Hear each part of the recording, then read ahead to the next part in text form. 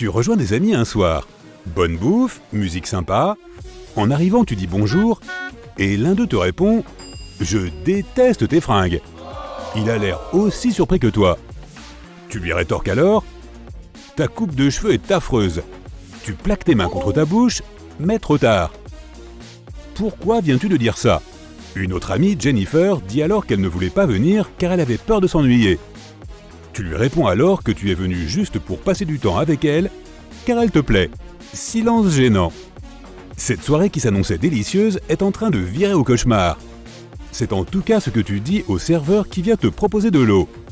C'est comme si tout ce qui te passait par la tête sortait instantanément de ta bouche. Tes amis ont l'air d'être tous dans le même cas. Vous décidez alors de ne plus parler pour éviter que quelqu'un d'autre dise quelque chose d'embarrassant. Tu marches ensuite dans la rue en pensant à ce qui s'est passé et tu remarques que les gens autour de toi semblent un peu bizarres.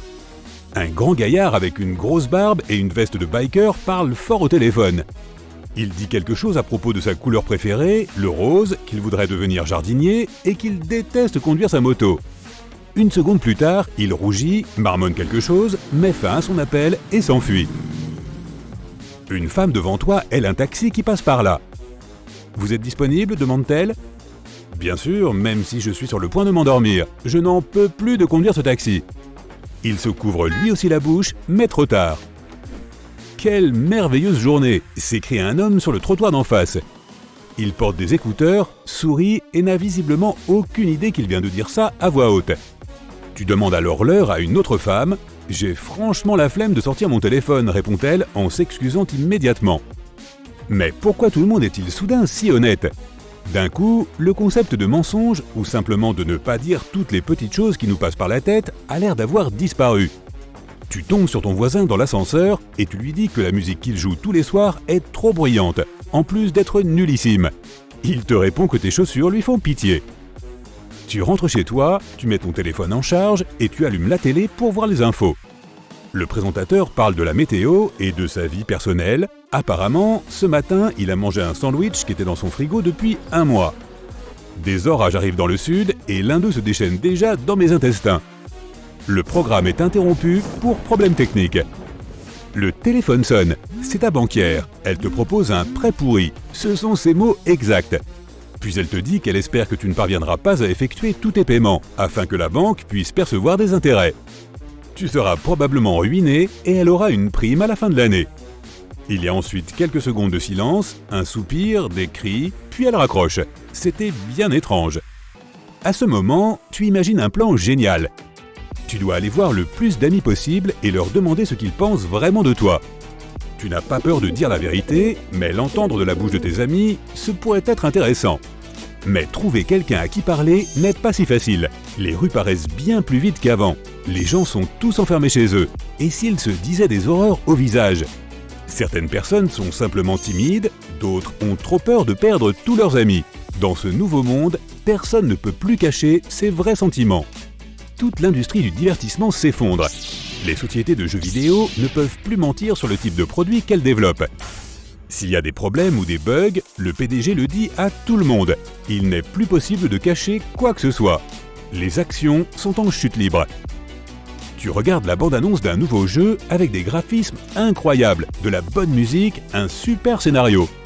Et soudain, tu vois des programmeurs qui expliquent qu'en réalité, ce jeu sera nettement moins beau que ses cinématiques. Pourquoi l'acheter? Le même genre de choses se produit dans l'industrie du cinéma. Les producteurs et les acteurs ne peuvent plus faire la promotion de leurs films s'ils ne les aiment pas vraiment. Presque tout le monde arrête de faire des interviews en direct ou des conférences de presse. Qui voudrait aller voir le dernier blockbuster si tous les acteurs disaient eux-mêmes qu'il est pourri?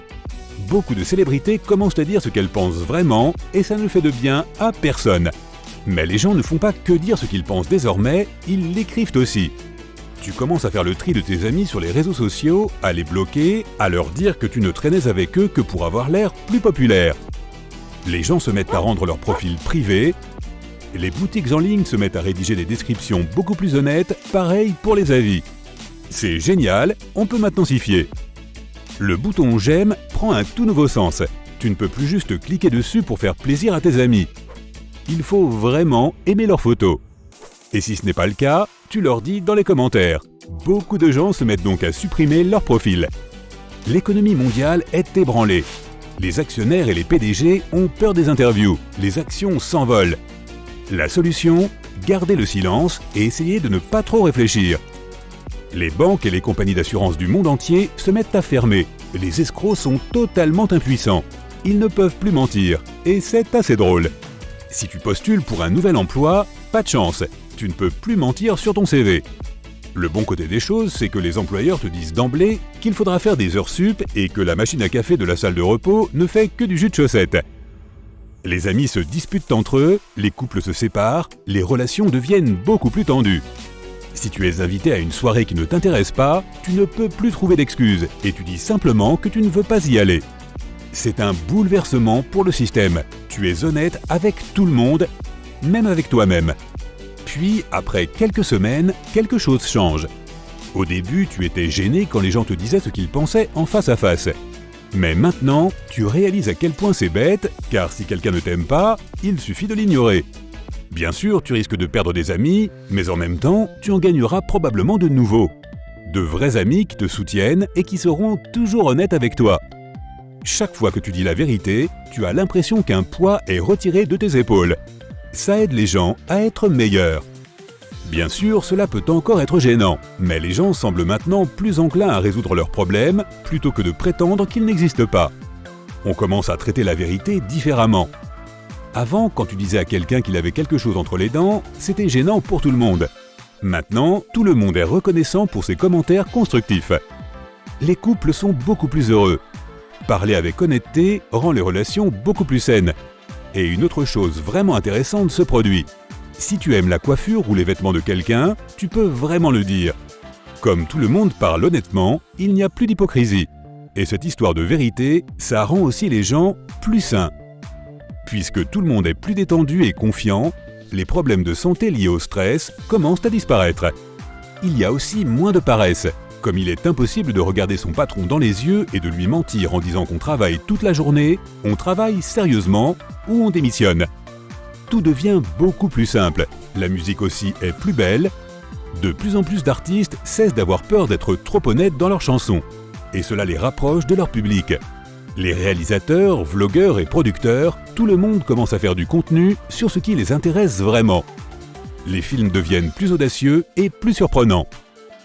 Et tu peux savoir si un film à grand spectacle en vaut la peine bien avant de passer 3 heures à le regarder. Quel monde!